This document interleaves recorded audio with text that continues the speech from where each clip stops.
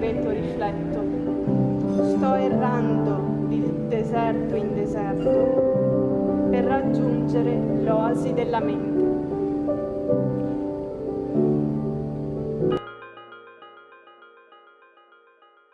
Addomesticava le forme senza chiedere il permesso a nessuno. Segnava lo spazio, creando raccordi nel vento, costellazioni. Tutto era vivo. Distanze colmate dal desiderio di un segno. E allora, dall'invisibile ignoto, il segno emergeva. Un filo rosso che spezza ogni solitudine.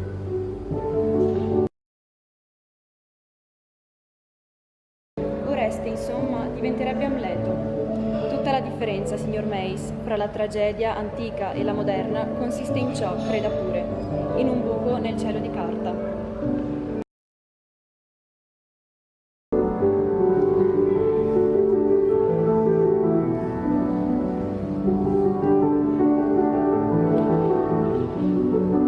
È necessario seguire un'idea fino alle estreme conseguenze ed oltre. Lasciarsi trascinare lungo una traiettoria, solcata da numerosi precedenti. Immergersi in una scia di rimandi, aderire a corrispondenze dimenticate. Raggiungere un vertice, un apogeo, al quale ogni orizzonte risulti comprensibile, e declinare lievemente, accelerando, per ritrovarsi a qualche passo di distanza ad una nuova prospettiva. In questa cecità di pietra non esiste via di fuga che permetta di evitare il mostro famelico che ignora che sacrificio e salvezza sono la stessa cosa.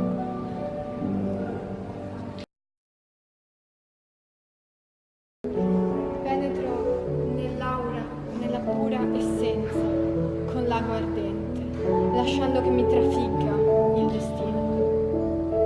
Vedo i colori del lontano avvenire, ma è solo un miraggio. La tela delle mie emozioni è intrisa di bianco e suggello il tutto con la mia esperienza e i miei ricordi.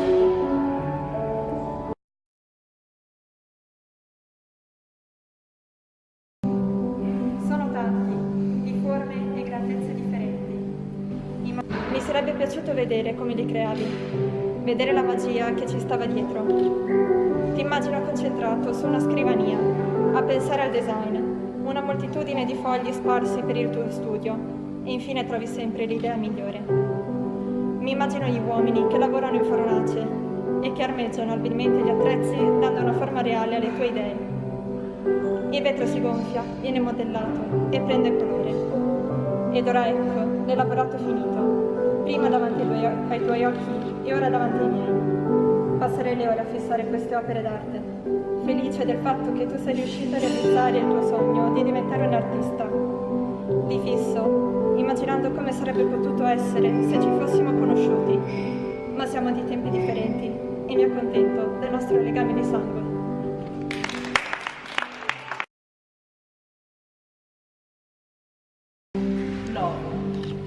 Da volto di Madame X, uno e nessuno, ad essenza di creazione, arriva infine alla rivetta, come colazione, con un pizzico di sale.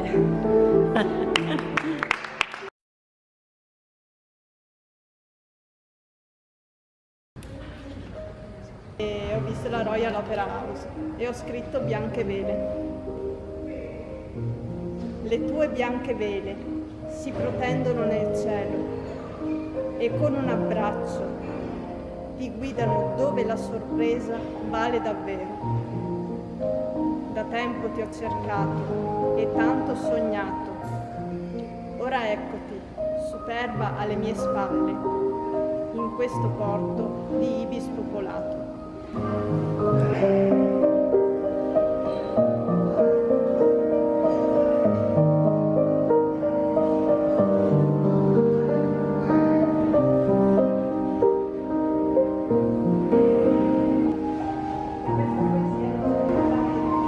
Cosa sento quando arriva la sera. Una giornata è passata, è ormai memoria. sei sole che saluta e raggiunge la marina dimora.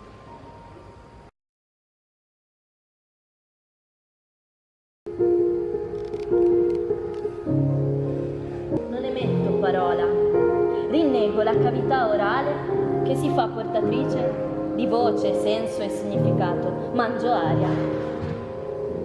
Abbandonato il corpo esile, obliquo il peso di una non direzione. Un grido agli occhi, lo sguardo fisso su punti ciechi, un piede fa ombra all'altro, una mano scalda l'altra, come se le estremità si unissero in un amplesso, in preghiera. Prima dell'uomo, l'ombra è capogiro. Immobile la sosta sostiene il mondo. Prima dell'uomo, dopo l'uomo, ricongiungiamoci al silenzio.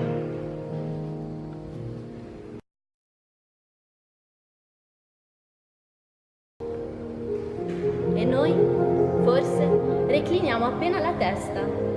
La mano asseconda l'inclinazione, lieve è l'esaltazione dell'acqua. Ma perché tanto contenimento? Perché un gesto così misero quando il dono della sorgente è così grande? La fonte va presa con 2 mani, il corpo partecipe in uno sbilanciamento da capogiro, all'indietro, schiena inarcata, la testa in pericolo. La bocca, esente da questo traboccare, vibra appena, in equilibrio. La bocca sta all'acqua come in attesa. Un fluido fresco scioglierà il corpo.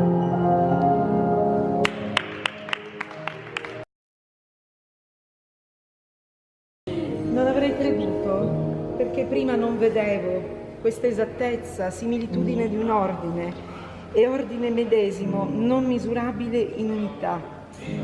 Ossessione invincibile, furiosa risolutezza, presa dal caos indistinto, dalla coppa traboccante, le cui gocce non si vogliono leccare, allineamento della materia su un piano, un mare, un cielo, una terra, una sabbia fine, una congiunzione per prolungare la fuggevole immobilità. La fermezza fuoriesce dalla staticità e si fa ombra. Civiltà in pietre, i tasselli scompongono gli addendi, o forse hanno nomi diversi, termini. Nei frammenti occhi visitati da luce, mani arrestatesi in contrazione restituiscono il gesto difesa. Non puoi agire il corpo dell'altro se non hai un invito, non puoi varcare per il tuo bene. Nei percorsi del tempo l'attenzione si sposta, consapevoli o senza coscienza, le mani non cancellano nella loro memoria il gesto difesa.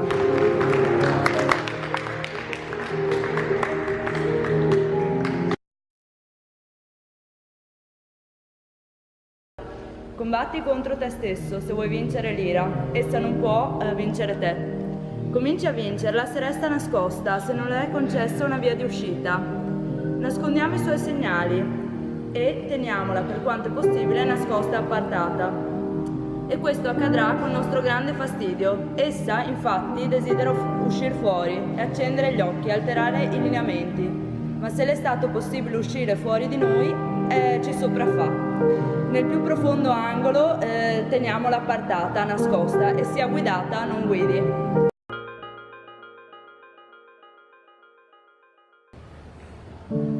Cado senza sentire la brezza della laguna, cambiata, trasformata.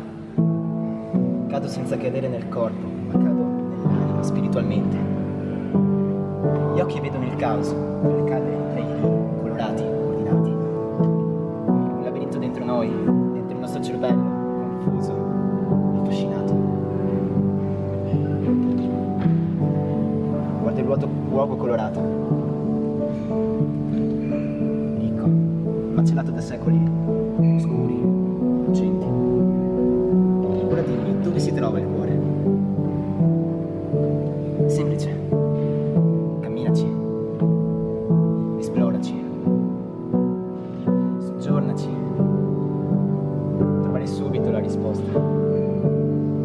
città, attratta dall'ombra.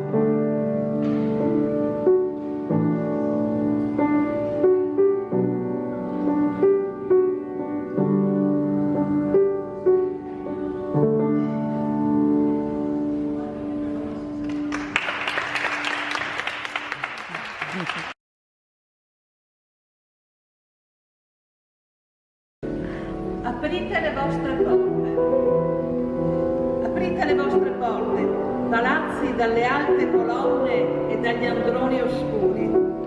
Aprite i vostri giardini e non fateci perdere tempo in scartoffie. La carovana dei poeti e delle poete recita attorno ai pozzi e sugli scalini della città. Le parole hanno messo ali e urlano al caranto per non precipitare nel balbettio senza senso che si spegne in bocca. Siano ospitali le grandi sale, aperte agli spiriti che sfidano il silenzio. Si ascolti il silenzio tra le parole pronunciate e la musica accompagna. Siate caravanserraglio e ospitale ristoro a vivificare l'aria, che l'ispirazione dura un attimo,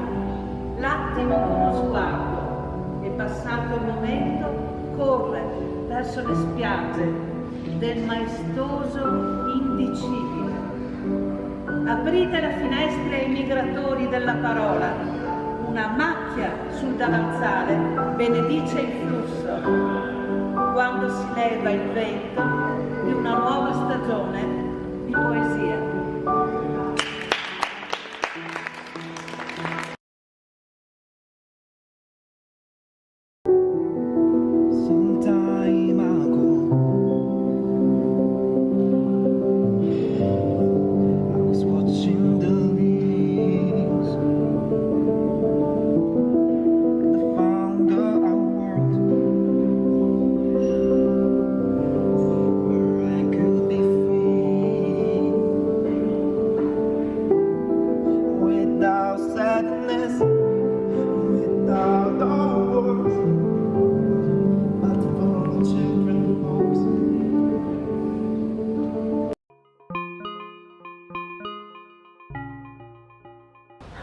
Poiché lei si riconosceva in quella donna che attende, logorata e stanca, accanto alla tavola imbandita e diceva: ho trascorso tutta la vita ad aspettare.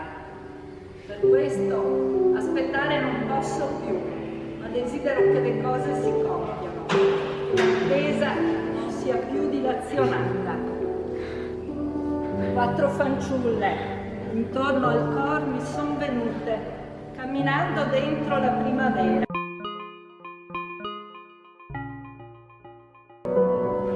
Si espandono nell'aria le loro parole, colorate e fragranti tra i fiori dei giardini segreti di Venezia.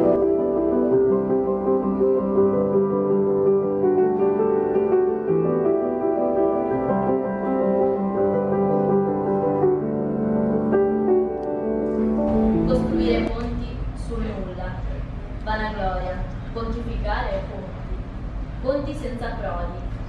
L'esistenza è data, prendi una parte e lasciala sola, non temere la solitudine più misera. Prima della comunione vi è qualcosa che fermenta, indaghiamo la necessità del ponte prima di buttarsi nel fuori. Stiamo ora soli e nudi, è abbastanza.